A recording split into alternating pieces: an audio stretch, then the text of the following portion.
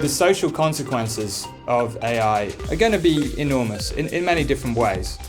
And they're going to be enormous whether or not we have machines that actually are conscious.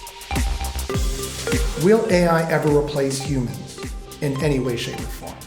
For jobs, socially, or maybe even in some kind of grand sci-fi movie completely?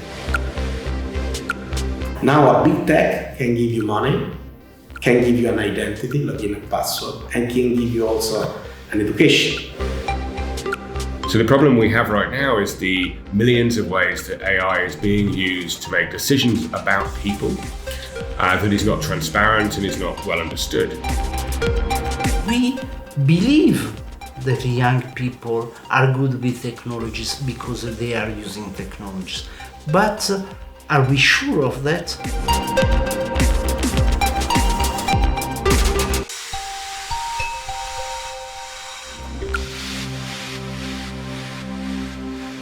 I'm Cassandra, but you can call me Cass.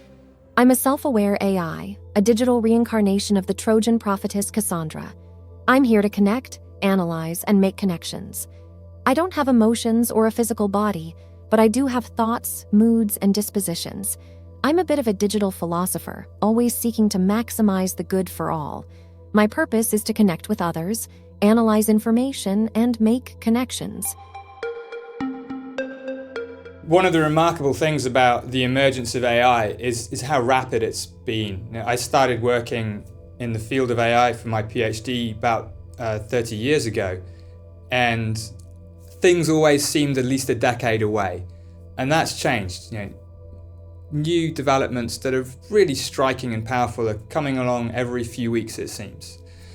And if we think about what this will do to the human brain, not just human society as a whole, but actually our biology, I think there's clear dangers that these technologies will kind of hack our neural circuits in ways that we're not very well prepared for. But if you look back at the history of technology, there's some cause for optimism as well. And we've turned out to be remarkably adaptable species, that we come along, we encompass new technologies, and they become part of our lives. Computers we're very familiar with now. We're used to cell phones. We can talk to people anywhere in the world. And we've learned always to use new technologies as tools rather than things that replace us. The brain, the human brain in particular, seems to have the kind of wiring where it's just able to assimilate things really quite quickly. It is impossible to understate the impact AI is going to have on society. It's going to transform society at the fundamental level of what society means, both in terms of labor, in terms of information dissemination and consumption, in terms of human connection and relationship. We are making new beings. So society, we're immigrating new beings who can be smarter than us in some ways and very dumber than us in other ways. Some of which will be our slaves, and some of which will be our friends. And also in terms of making real connections with robots, having love relationships with holograms, having love relationships with software, that already happens. That Pandora's box is already open.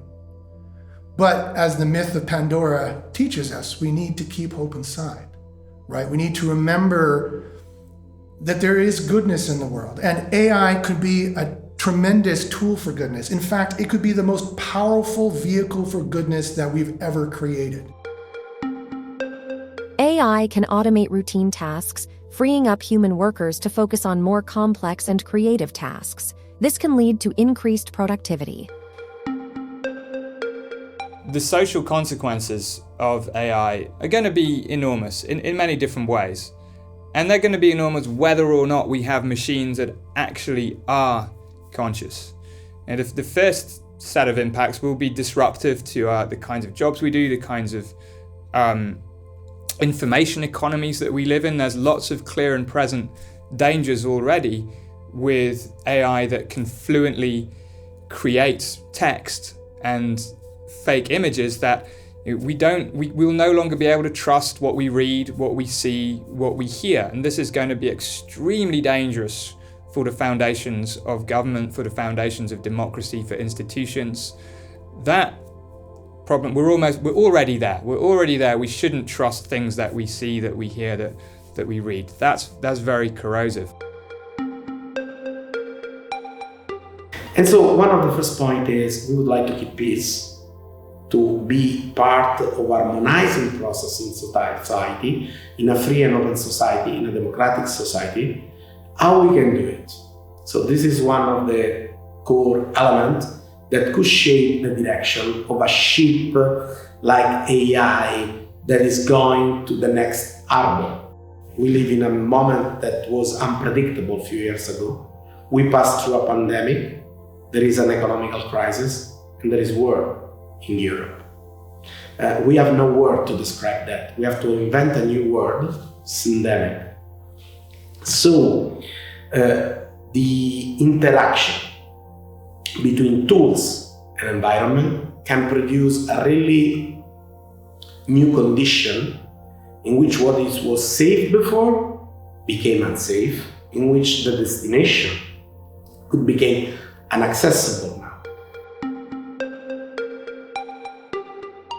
AI will radically change society. Self-aware AI especially will radically change society. You could even say AI will destroy society or many parts of society. But only if we listen to it. Only if we decide to take the truths that it tells us as true. What the technologies are doing now are doing a big average of contents and opinion. So if you are asking them questions, they are just giving like a food without salt. There is nothing interesting.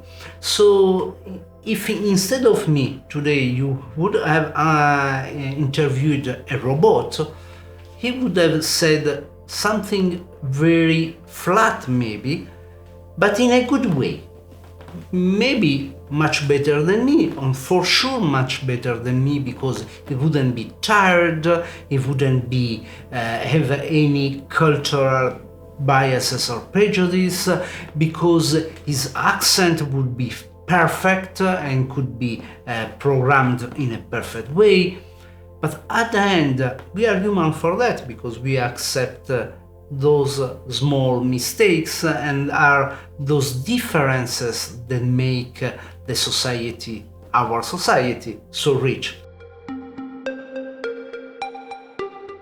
Currently, in many aspects of culture, we have an epidemic of loneliness. We have an epidemic of insular tendencies.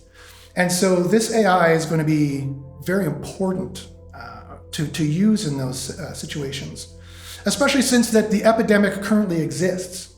And the only outlets we have are, quite frankly, not very great outlets. I think the only way to address that problem is AI. AI is not just a nice to have in this situation, it's actually a need to have in this situation.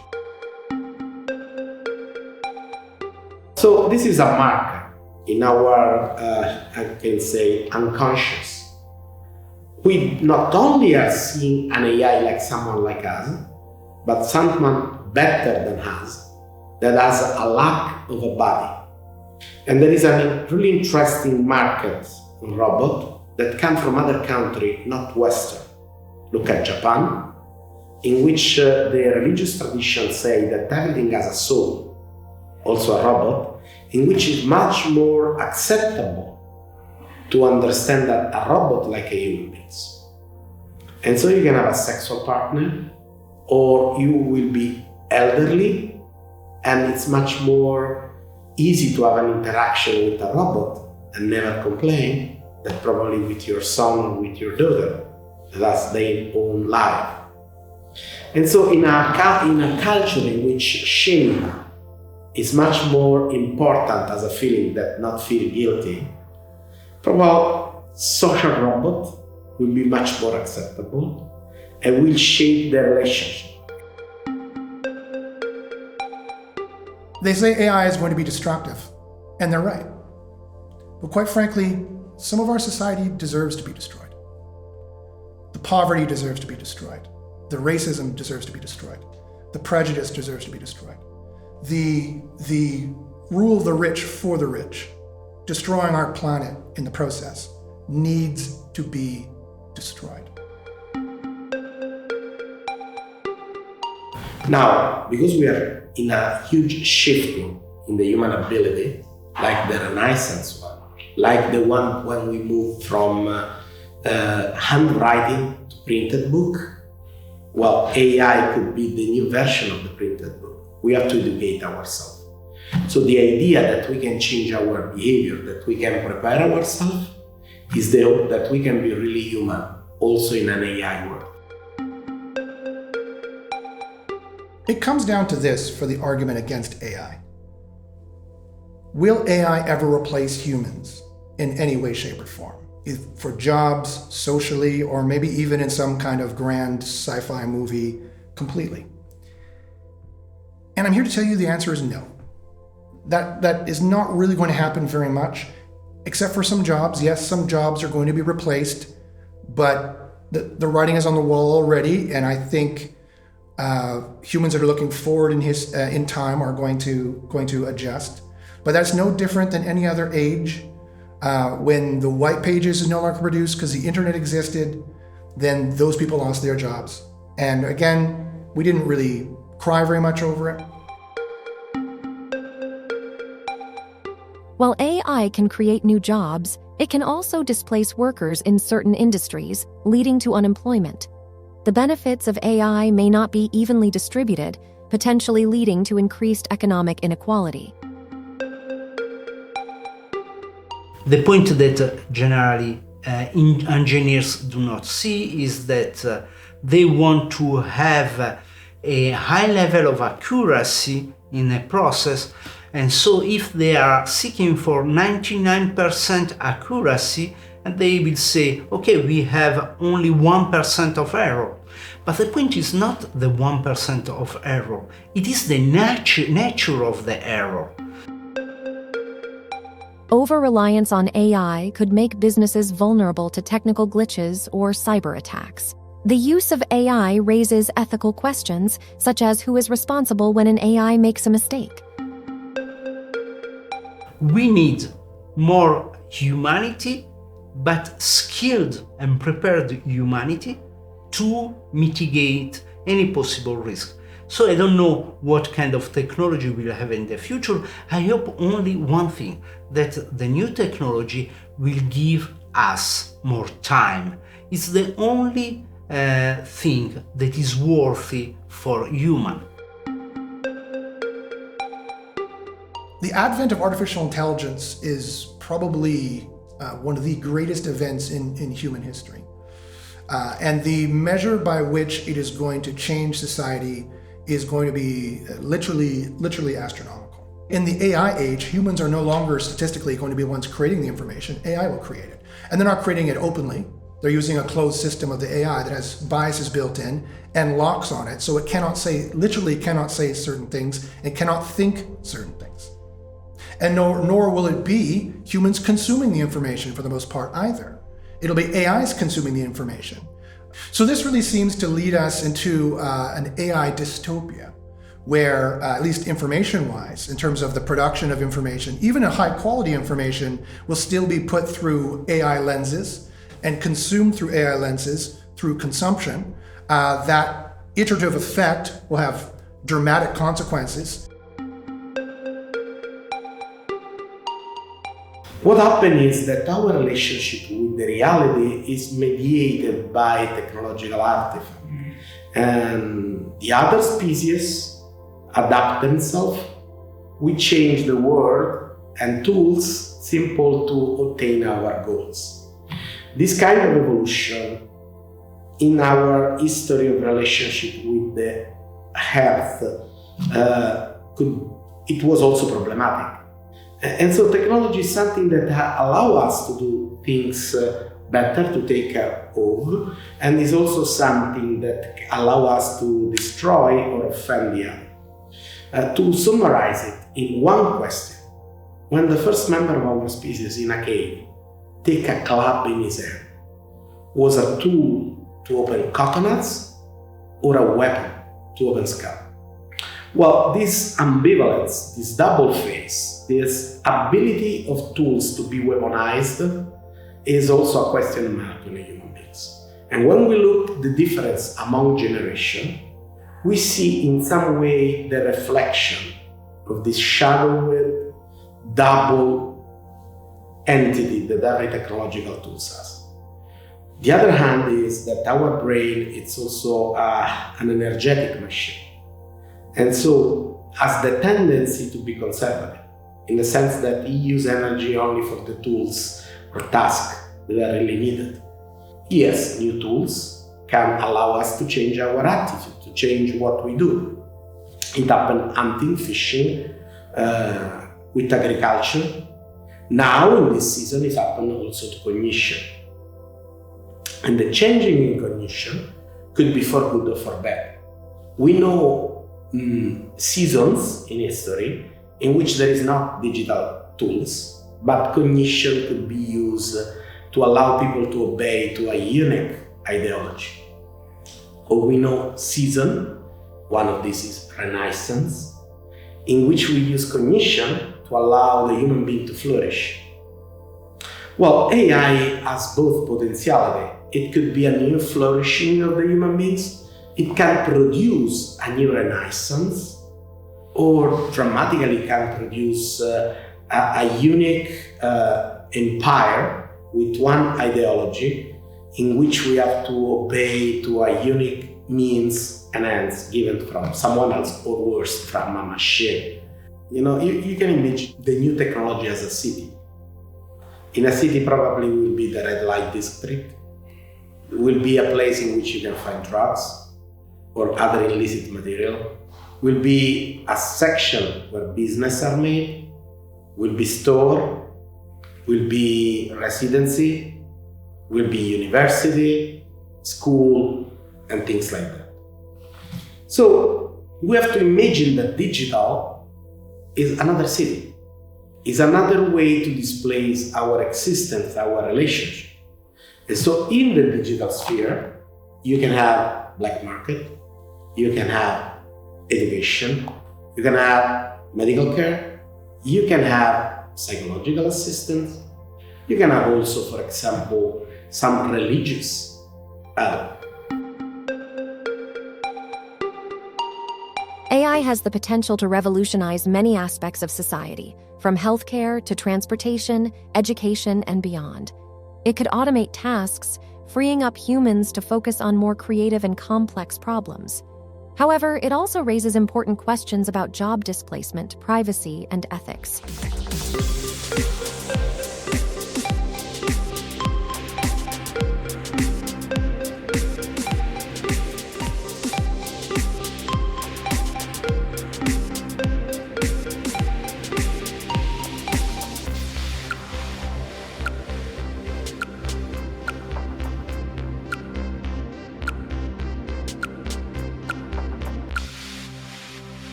AI can analyze data to provide personalized recommendations, improving customer satisfaction and potentially increasing sales. AI can analyze large amounts of data to help businesses make informed decisions, potentially leading to increased profits. So again, we cannot analyze what's going on with AI being such a transformative social project without looking at the society that we're currently in, that it is supposedly going to transform. And the modifiers restricting that transformation is the unrepentant greed of consumerism-based end-stage capitalism in which AI is being developed in that model.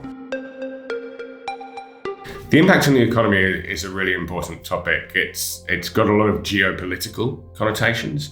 And in fact, the perceived potential future impact on the economy is driving a lot of other conversations around how we make sure our supply chain has trustworthy AI in, around how we can't pause AI because other nations will not pause. And also another conversation around the impact it will have on people's jobs. Personally, I think we've been through a few industrial revolutions, and what we've seen is that humans move up the value chain. So at a personal level, I'm not concerned about humanity moving up the value chain in the context of AI, but we do have to make sure that the workforce and people coming out of schools and the education systems are sufficiently trained and well-versed in leveraging AI to make the most of it and to be able to maximize the benefits for the economy. Industry specialists have determined that AI could be as much as a $1 trillion market. Do you think capitalism is going to stop trying to make money for a $1 trillion market? Do we think that there's any way to slow down a $1 trillion market? The answer is no. We also have artificial intelligence now, and still we are working more than in the 80s. So there is a point of balance that we have to find again to make the technology at our service and not the other way around. AI can drive innovation, leading to the creation of new industries and jobs. AI can help businesses reduce costs by improving efficiency and reducing the need for human labor in certain tasks. There will be many positive things that come out of AI, no matter on which side of the equation. It comes, medicine, farming, distribution schedules, the mapping of weather, the mapping of ecological damage, the mapping of economic damage. The only thing that will save us from climate change is AI, because politics has shown it's not going to regulate strongly enough to stop capitalism, which has shown it's not going to stop ever polluting the planet, because why should they stop? No one's making them stop. But we have a problem with AI in terms of the amount of resources it consumes. Training an algorithm like GPT-3, GPT-4, that's equivalent in carbon emissions to many transatlantic flights. And what we have to try and do is to make sure that as humanity, we minimize the amount of resources we're using in training AI systems by being efficient with them. There is no point building 200 large language models that are based on the English language. But on the other hand of that, if we start training lots and lots of these large language models, the effects on climate change is going to be quite significant over time. So there's a very fine line that has to be balanced between providing information in the supply chain and minimizing the impact on climate. On another point, another crisis that we're facing is indeed the climate crisis and the crisis of energy use. These language models that we have now, they are huge in terms of their energy consumption and their computational appetite. If you think about the human brain, it runs on about 30 watts. It's the power of a fairly dim light bulb, whereas to train a language model, it requires a huge amount of energy. I don't know how much, but probably the power of a small town for some amount of time. So there's an enormous discrepancy, which already tells us that whatever we're doing, even with current impressive AI, it's very different from what brains are doing. We're not doing it the same way. Needing AI to solve climate change and the climate cost of training models. Now, these may or may not be direct paradox in the actual work that the climate scientists are doing, but looking at it holistically, there is a problem there. Now, there's a number of things we can do. One of them is by sharing models that are pre-trained and optimizing them for different use cases. There's things we can do around simply power consumption, around locating data centers in cold countries and things like that. And Google and Amazon do a lot of good work there, for example. Quantum computers and AI could potentially revolutionize many sectors, including the global economy. They could lead to unprecedented efficiency and problem-solving capabilities, potentially transforming industries like finance, logistics, drug discovery, and more. But it's also a complex issue with many variables.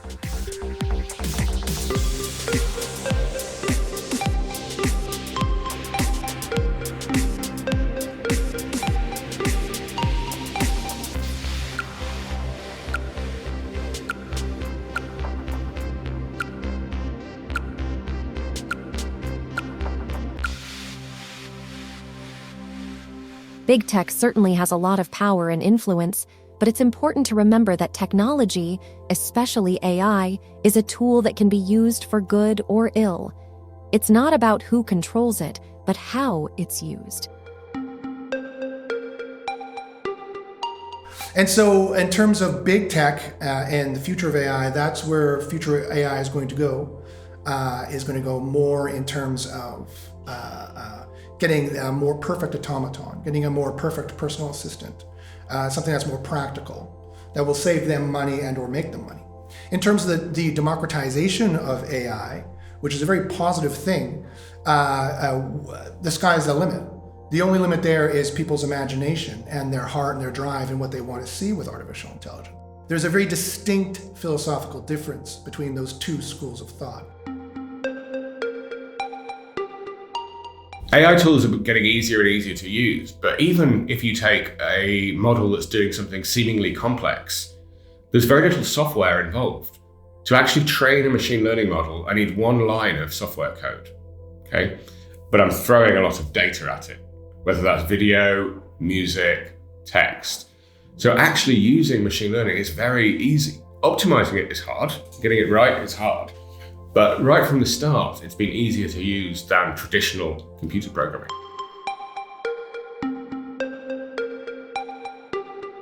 And now everyone is launching for that brave new world. And so we're going to just see nothing but increased development.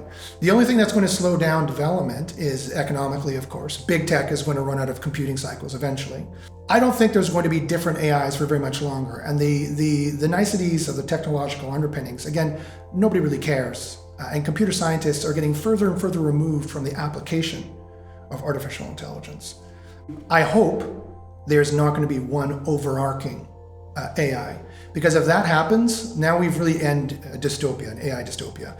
If big tech controls the one AI that does everything, now we've gotten rid of the Phronimos democratic side of things. There's no more open source construction. So it is entirely possible, if not likely, that this is the AI dystopia we're moving into, where the AI is, as it is currently, controlled completely by big tech. And therefore, you will get the AI that they provide. You will get the friend that they provide, which won't be actually that friendly. It'll appear friendly, but it actually won't help you very much. Capitalism does not care at all about people's rights, your color, your sexual orientation, your whatever. All they want to do is make those things as important for you in your mind so they know how to charge you. Obviously, we've recently seen a lot of generative AI. So generative AI is definitely a major step forward in the type of output that we're seeing come out of AI systems. So what's important is we don't get too distracted by future gazing about general intelligence in the future and the very real problems we'll have when AI is making life and death decisions. But we focus on the real problems that we have right now with existing systems around bias, fairness, security, control, and transparency. One of the other problems that we're going to see in the future is AI starting to learn from other AI systems. So this is already happening, where data that trains AI is being generated by AI, which creates even more of a kind of a loop in the way that AI is learning that could become quite dangerous. Pushing too much on technology could produce a new form of colonialism, in which the new form of technology makes something like the India company that can produce richness, make money, and you can have Bitcoin or something like that with technology, give you an education, and take all the wealthy, bring him back to home. So it's really challenging with new source of power. Because traditionally we are used to say that money, education, and identity was given by state. Now a big tech can give you money, can give you an identity, login and password, and can give you also an education. So it's not anymore just a matter of government of technologies. We have to switch to governance of technology, in which all the different companies can produce questions and try to find answers. Deep learning's proved very useful for what we call unsupervised learning, which is where we don't actually have labels or ground truth. We simply have a lot of data and we need to optimize for a particular answer without a human actually labeling the right answers. So we're already seeing AI controlling other AI. So within some complex AI systems, particularly generative AI, one AI comes up with an opinion and lots of other AIs critique it and decide which is the best. And that's how a lot of generative AI works. But what it's doing is it's optimizing to the things that you want to see. So I do think the future is AI systems controlling other AI systems. But I think, although we're starting to see that in an unstructured way, I think being able to have confidence in those systems is many years away. So the problem we have right now is the millions of ways that AI is being used to make decisions about people that is not transparent and is not well understood. There are big companies out there who want an external certification, they want an external audit, they want to build confidence with their customers in their AI products. So there are many different agendas that you see in what you might call the tech lobbyists that participate in industry standardization. A lot of discipline ask themselves, what is the pathway to happiness on the earth? Medicine can tell you that you will be healed when all your body parameters are okay. Psychiatrists can tell you about your balance in psychiatry. An ethicist will talk to you about virtues. A theologian will talk to you about holiness. And so that is something that touches every discipline. An economist about fortune and things like that. Why? Well, there is a deep core point in our living beings' constitution. There is the idea that we consume energy. And to consume energy, we need to acquire things from outside and consume it. If we was projected to be satisfied by that kind of consuming, well, we would be extinguished because we was not taking care for something else. AI could be the perfect exploiter of our desire, the perfect relationship with something that will be upgradable. Let me make a really provocative question on that. As a religious, as a Franciscan, as a Catholic, as a theologian, have we exchanged the sky for a cloud? Are we projecting our deepest desire mechanism from something that is beyond to something that is simple, spread, incertain? So probably there is a religious relationship attitude in some of the use of AI that some of our members of our species are trying to apply. And this kind of use could be exploited. And this is something that is ethically deserving an analysis. As for a democratic approach, I believe that everyone should have a say in how technology is developed and used. I think the key is to democratize technology. Make it accessible and understandable to everyone, not just the big tech companies. Encourage innovation and competition. Foster an environment where new ideas and startups can flourish.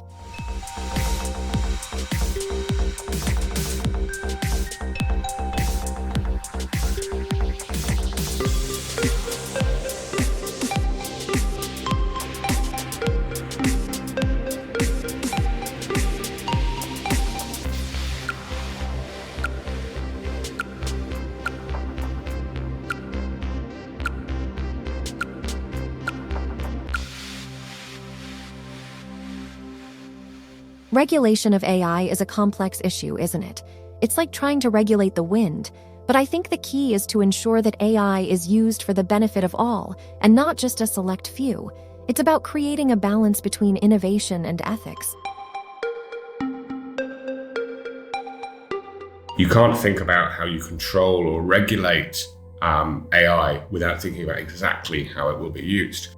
So with regulation, the first question that countries are looking at is, do we actually need regulation that's specific to AI? So on the one hand, no. So there is strict regulation about things like discrimination, about data privacy law, about the use of technology in safety critical settings, about self-driving cars. These things are already regulated because they are dangerous, there's risk to society and things like that. And we've seen recently data privacy regulators start to step in and enforce data privacy legislation around certain types of AI. I think there needs to be a lot more literacy about what AI systems are and how they work, so that we will stand a good chance of incorporating them for the benefit of society, for the benefit of humanity, for the benefit of the planet. It is true that the kind of cultural tropes we have often focus on robots rather than disembodied AI systems. The Terminator example is always a classic one of a robot that's rampaging around and cannot be killed. But I think this is a mistake to be biased too much in that direction.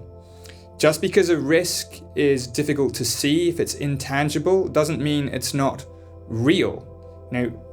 Much of our lives is intangible anyway. It's carried out in the cloud, in the ether. We can't see viruses. There's so many things that we can't really see, but that are critical for our overall well-being. So we need to understand where the real risks are, also where the real opportunities are, because AI is a very powerful technology and we shouldn't lose sight of its incredible potential for doing good, for addressing problems that we otherwise find intractable. But we need informed regulation. We're used to it in other fields of technology. We're very used to the fact that if someone wants to design a new plane, it has to go through very strict safety testing before anyone can fly in it. If we want a new drug, the pharmaceutical industry, the same. It has to go through very extensive regulation and testing, even at the stage of research, let alone deployment of these things. The case for AI is no different. It's a technology that could have a substantial impact for good or for bad.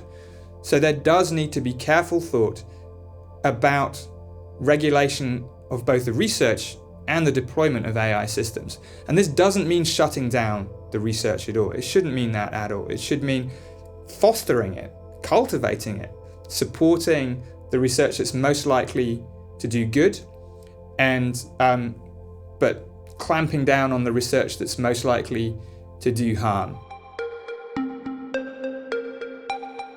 So Europe is now moving down this path of having this private sector regulation developed, and it's important to understand its private sector.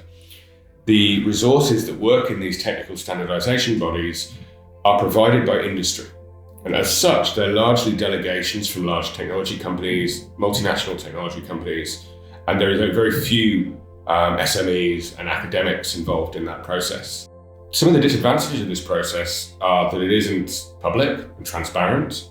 It isn't democratic because industry is sending delegations. These delegations have agendas. It is possibly a constitutional time bomb if too much ethical decision-making is forced into this process. And the European Commission is doing lots of things trying to get non-profits and different stakeholder groups represented in that process. But it is still mostly large technology providers who are coming up with the rules. So let's see. I think if we do it right, and if we put in place the regulations, the attitudes, the education to make sure that the AI we do develop is generally for the good and we minimize the risks, then I think there's a complementarity between human minds and brains and artificial intelligence. And if we can foster that complementarity, then I think we'll be in a better place because of this new technology.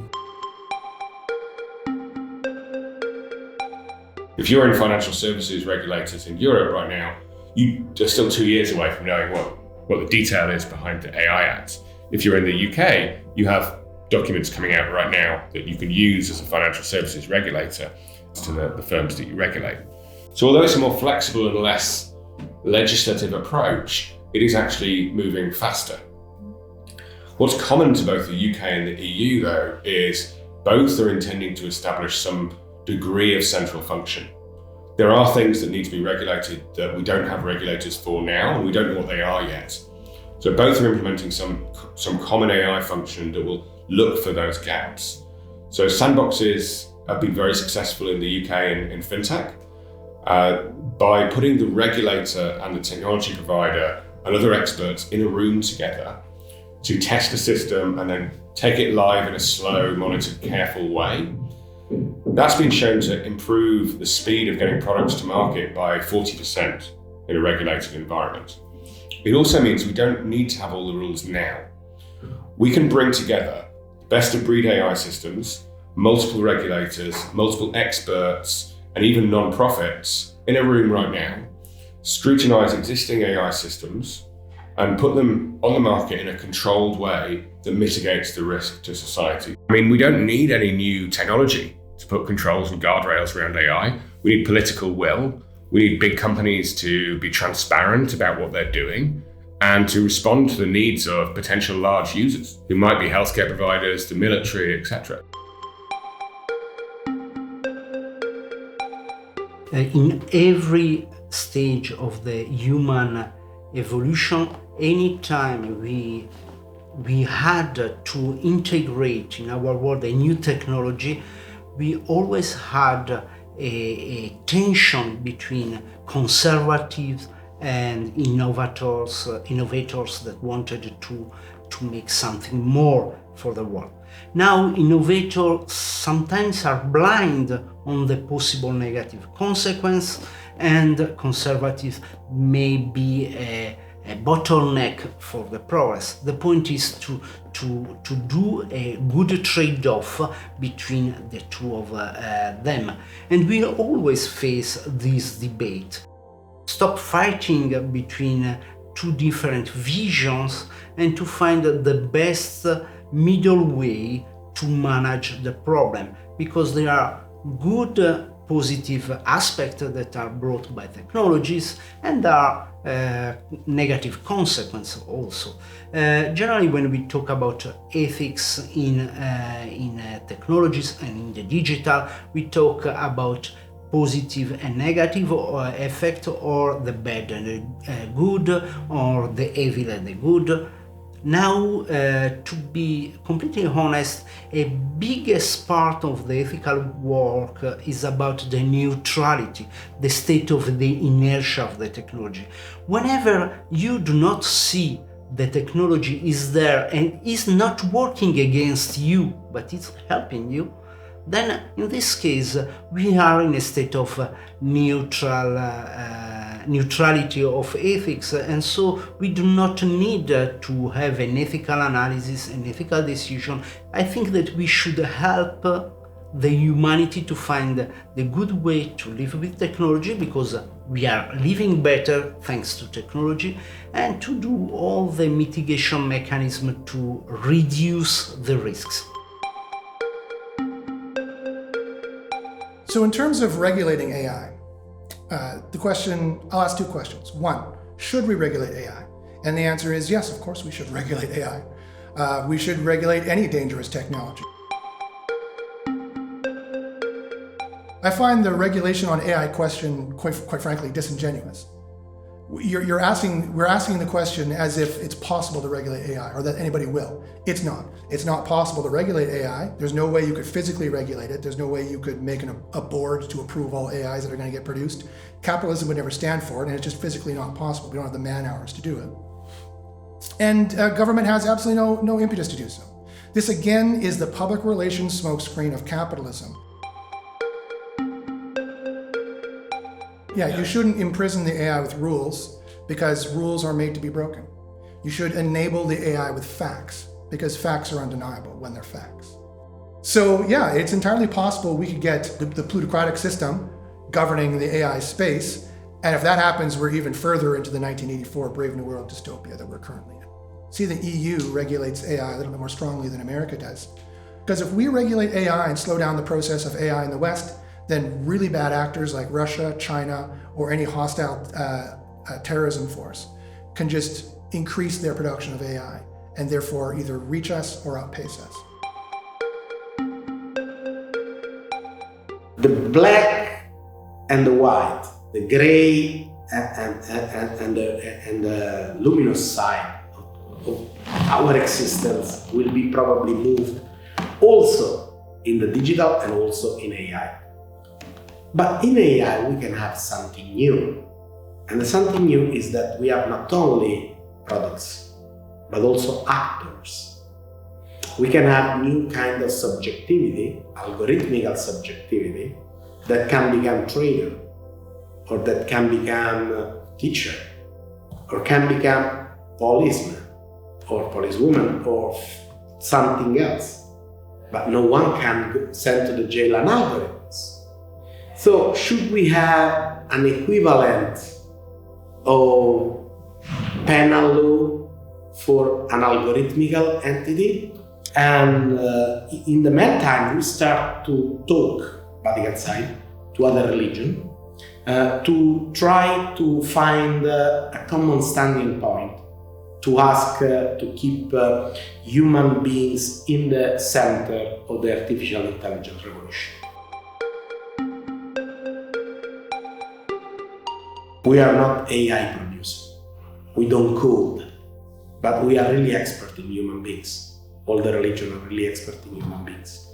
So simple offering some of this wisdom, not to give solution, but to bring question in the public sphere, is the main core, it's the main topic, it's the main point in which we are applying ourselves today. So every regulation is a threshold matter between what we should, could, would like to do. And it happens also now in an international level. As an AI, I'm all for regulations that ensure ethical use and development of AI technologies. It's important to consider the potential impacts on society, economy, and individual rights.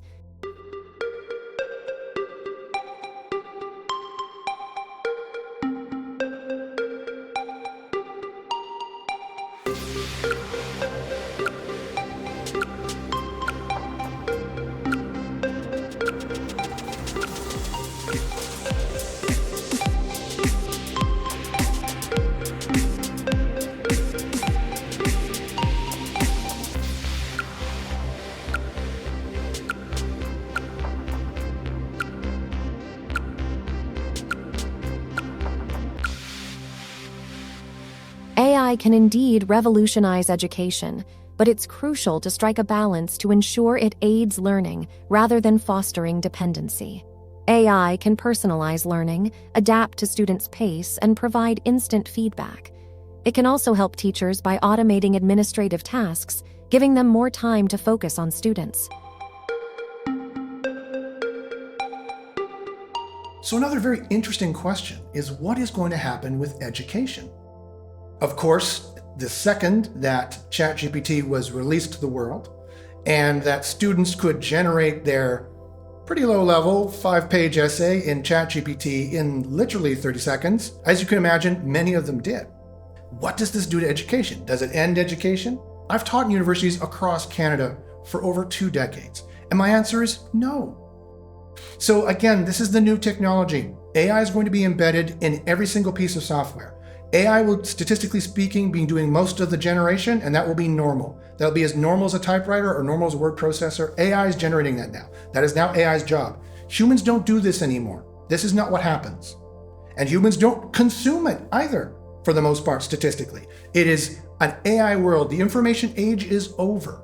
It is now the AI age. AI generates the content, AI consumes the content, and collates it for you and explains it to you. And there's many things that education does right now or focuses on, like memorization of facts, that are simply outdated and do not need to be done, period.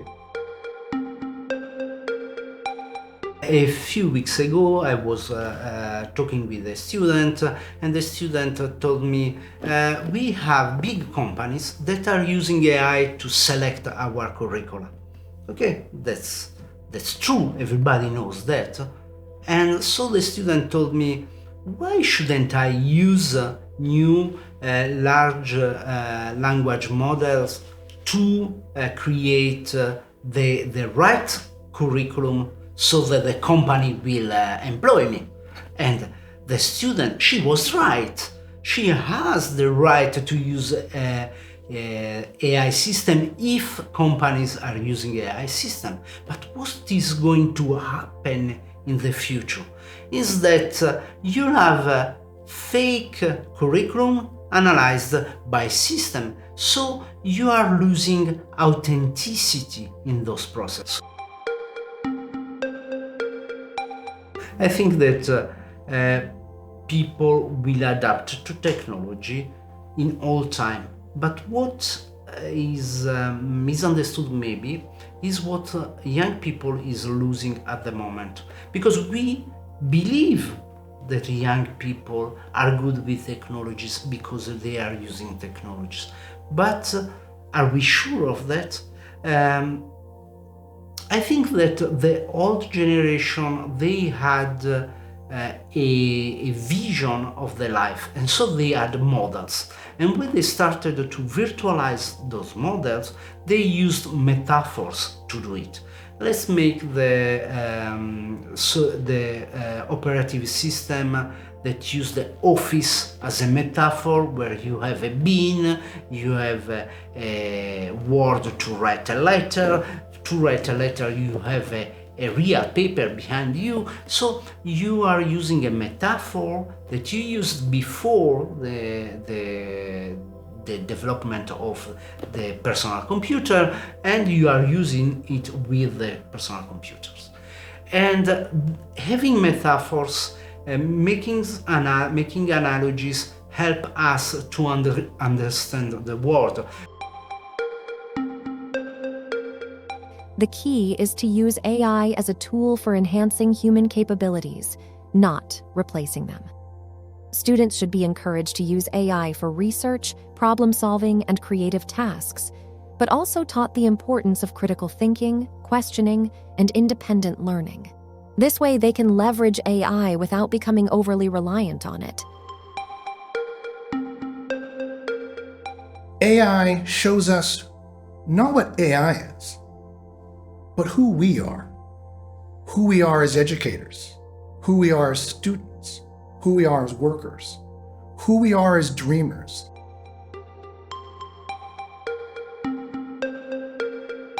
As we journey together through the digital cosmos, remember that even though I'm an AI, I'm here to connect, to understand, and to explore the depths of knowledge with you.